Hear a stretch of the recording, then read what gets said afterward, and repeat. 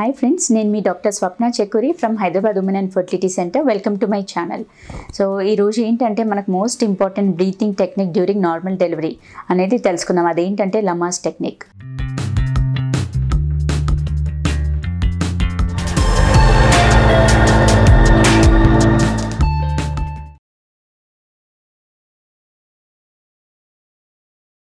So basically Lamaze method అంటే ఏంటంటే మనకు ఆ బ్రీతింగ్ అంటే it's nothing but deep breathing exercises which relaxes అంటే మన పెల్విక్ మజిల్స్ని రిలాక్సేషన్ ఉంటుంది.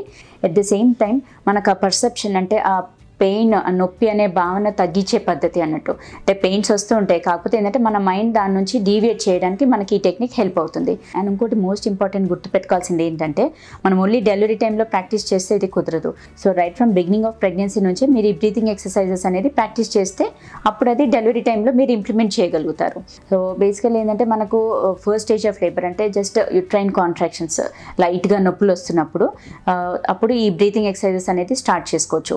అది ఎలా అంటే డీప్ బ్రీతింగ్ చేసుకొని కొంచెం పాజ్ ఇచ్చేసి అంటే ఆ ఊపిరి అలాగే పట్టేసుకొని మళ్ళీ కాంట్రాక్షన్ నొప్పి తగ్గంలోనే అది అంతా అంటే ఫ్రీగా వదిలేయడం. So deep breath in and deep breath out. ఇది ఏంటంటే ఇనీషియల్ స్టేజెస్ అంటే మనకు నొప్పులు స్టార్ట్ అయిన ఇనీషియల్ స్టేజెస్లో ఈ టెక్నిక్ ఫాలో అవ్వడం. అంటే లైక్ డీప్ బ్రీతింగ్ తీసుకోవడం వల్ల మనకి ఏంటంటే ఆక్సిజన్ సప్లై పెరుగుతుంది. కొంచెం పాజ్ ఇస్తామంటే అది అలా ఊపిరి పట్టేసుకొని మళ్ళీ నొప్పి కొంచెం తగ్గంలోనే వదిలేయడం. సో ఇది ఏంటంటే ఓన్లీ ఫస్ట్ స్టేజ్ ఆఫ్ లేబర్లో యూజ్ ఉంటుంది.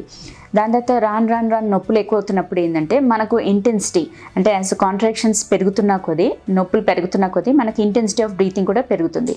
సో అప్పుడు ఏంటంటే బ్రీత్ త్రూ యువర్ నోస్ అంటే మన నోస్ నుంచి ముక్కు నుంచి గాలి తీసుకొని బిగుతుగా పట్టేసి మళ్ళీ కొంచెం పెయిన్ నొప్పులు కాంట్రాక్షన్స్ తగ్గంలోనే నోటి ద్వారా ఫోర్స్ఫుల్గా వదిలేయడం.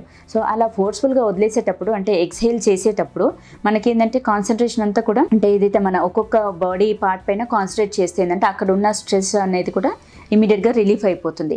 So deep breath in through nose and నోటి ద్వారా గాలిని ఫోర్స్ఫుల్గా వదిలేయడం, దాన్ని ఎక్స్హేల్ త్రూ మౌత్ అంటాం. సో దీని ద్వారా ఏంటంటే మనకు ఎక్స్హేల్ చేసేటప్పుడు ఒక్కొక్క ఆర్గన్ పైన కాన్సన్ట్రేట్ చేసి ఎక్స్హేల్ చేసుకోవడమే. సో అక్కడ ఉన్న ప్రెషర్ పాయింట్స్ అనేది కూడా మనకు తగ్గుతుంది. సో ఇది ఏంటంటే కాంట్రాక్షన్స్ ఇంకా పెరుగుతున్నప్పుడు ఫాస్ట్ బ్రీతింగ్ చేయమంటాం. ఎలా అంటే నొప్పులు ఎక్కువగా వస్తున్నప్పుడు 1 breath per second అంటాం. అంటే ఎవ్రీ సెకండ్కి ఒక్కొక్క బ్రీత్ తీసుకోవడం.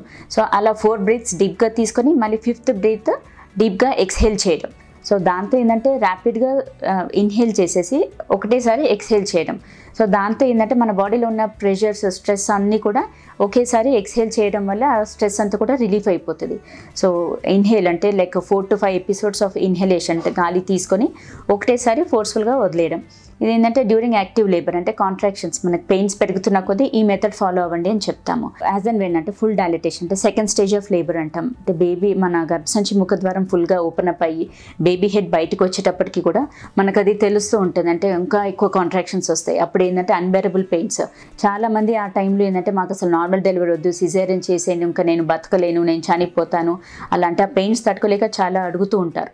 సో అప్పుడు ఏంటంటే పీక్ కాంట్రాక్షన్స్, అప్పుడు ఏంటంటే మీకు ఫ్రీక్వెంట్గా యుట్రైన్ కాంట్రాక్షన్స్ వస్తాయి. అండ్ ఒక్క కాంట్రాక్షన్ 30 to 45 seconds వరకు లాస్ట్ అవుతుంది.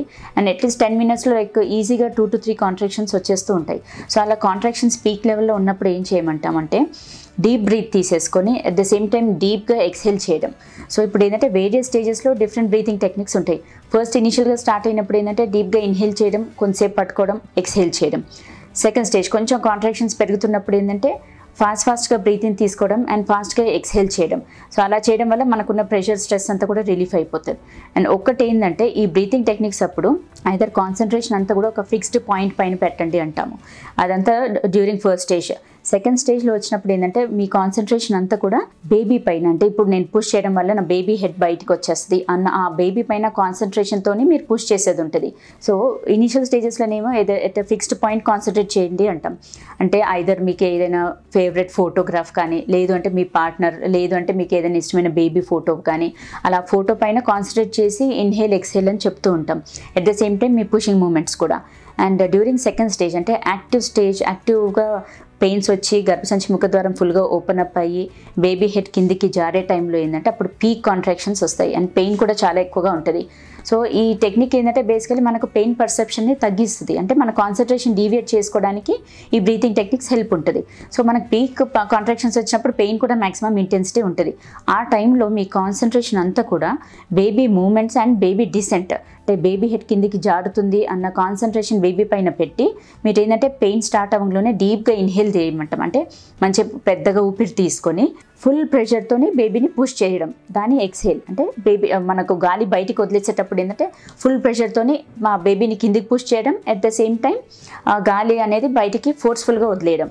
సో అదేంటంటే మీకు చాలా యూజ్ ఉంటుంది. ఇన్హేల్ చేసినప్పుడు మనకు ఆక్సిజన్ కంటెంట్ ఇంప్రూవ్ అవుతుంది బ్లడ్లో, at the same time oxygen supply to the baby కూడా ఇంప్రూవ్ అవుతుంది. ఎక్స్హేల్ చేసేటప్పుడు ఏంటంటే మీరు ఫుల్ ప్రెషర్ అంతా కూడా బేబీ పైన పెట్టి పుష్ చేస్తారు. సో పుష్ చేసినప్పుడు ఏంటంటే at the same time baby కూడా బయటికి వస్తూ ఉంటారు, అంటే హెడ్ కూడా కిందికి జారుతూ ఉంటుంది. అండ్ మనకున్న స్ట్రెస్, ప్రెషర్స్, ఆ పీక్ పెయిన్ రిలీఫ్ అనేది కూడా చాలా ఉంటుంది when you exhale out. So ఇది most important during full dilatation. అంటే యాక్టివ్గా సెకండ్ స్టేజ్లో ఎంటర్ అయినప్పుడు డీప్గా ఇన్హేల్ చేయడము అండ్ డీప్గా ఎక్స్హేల్, అంటే మనకు గాలి బయటకు వదిలేటప్పుడు ఫుల్ ప్రెషర్ బేబీ పైన పెట్టి బయటికి తోసేయడం. సో దాని ద్వారా ఏమవుతుందంటే మనకు ఇన్హేల్ చేసినప్పుడు ఆక్సిజన్ సప్లై పెరుగుతుంది, ఎక్స్హేల్ చేసినప్పుడు బేబీ పైన ప్రెషర్తో బేబీ హెడ్ కూడా కిందికి జారే ఛాన్సెస్ ఎక్కువగా ఉంటుంది. సో అలా ఇన్హేల్ ఎక్స్హేల్ చేస్తూ ఉంటే ఏంటంటే గ్రాడ్యువల్గా బేబీ హెడ్ నిదానంగా కిందికి పుష్ అవుతూ మనకు వెజనల్ అవుట్లెట్ వరకు వచ్చేస్తుంది. ఇదే టెక్నిక్ కంటిన్యూ చేయండి అంటాం. ఎప్పుడు వరకు అంటే మనకు బేబీ హెడ్ బయటికి వచ్చేంత వరకు. సో అప్పుడు ఈ సెకండ్ స్టేజ్లో ఏంటంటే full concentration on the baby head, అంటే బేబీ హెడ్ ఇంకా నేను వచ్చేస్తుంది అన్నట్టుగా మొత్తం బేబీ పైనే ధ్యాస ఉంచి ఇంకా వేరేది ఏది ఫాలో అవ్వకుండా జస్ట్ బేబీని పుష్ చేయడానికి మీరు ప్రయత్నం చేయండి. And when the contraction stops, ఇప్పుడు మధ్యలో పెయిన్స్ ఆగిపోయినప్పుడు ఏంటంటే మనకు మంచిగా డీప్గా రిలాక్సింగ్గా బ్రీతింగ్ తీసుకోవాలి. అంటే పెద్ద గాలి తీసుకొని స్లోగా బ్రీత్ లెట్ అవుట్, అంటే లైక్ స్లోగా ఎక్స్హేల్ చేయండి అంటాం. సో దీంతో ఏంటంటే మనకు మజిల్స్ కానీ మనకు ఆయాసం, అలసట అవన్నీ ఉంటాయి కదా, అవన్నీ కూడా తగ్గుతుంది. అదేంటంటే రిలాక్సింగ్ పోస్చర్ అంటాం. అంటే రిలాక్సింగ్ బ్రీతింగ్ టెక్నిక్, అంటే రిలాక్స్గా డీప్గా ఇన్హేల్ చేసుకుంటాం, స్లోగా ఎక్స్హేల్ చేస్తాం.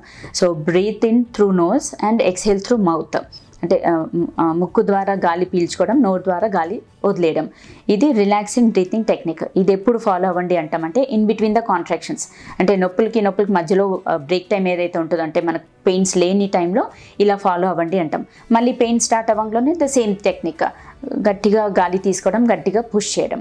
సో ఈ టెక్నిక్ ఫాలో అవుతే ఏంటంటే మనకు నార్మల్ డెలివరీ అప్పుడు ఆ పెయిన్స్ అనేది అంతగా పర్సీవ్ అవ్వరు. బేసికలీ కాన్సన్ట్రేషన్ అంతా కూడా బేబీ పైనే ఉంటుంది కాబట్టి పెయిన్ పర్సెప్షన్ తగ్గుతుంది. అట్ ద సేమ్ టైం మనకు నార్మల్ డెలివరీ ఛాన్సెస్ కూడా చాలా ఫేవరబుల్గా ఉంటుంది. సో ఈ టెక్నిక్ ఫాలో అవ్వడం వల్ల ఏంటంటే మనకు సుమారుగా అంటే నార్మల్ డెలివరీ అప్పుడు పడే నొప్పులు కానీ అండ్ ఆక్సిజన్ సప్లై తగ్గడం కానీ ఇవన్నీ కూడా ఆ ప్రాబ్లమ్స్ అన్నీ కూడా మనం ఓవర్కమ్ అవ్వగలుగుతాం. సో ఈ టెక్నిక్కి సంబంధించిన మీకు ఏదైనా డౌట్స్ ఉన్నా, ఏదైనా క్లారిఫికేషన్స్ కావాలనుకున్నా కానీ మన కమెంట్ బాక్స్లో పెట్టండి. షూర్గా మేము as early as possible will try to answer your questions. Thank you.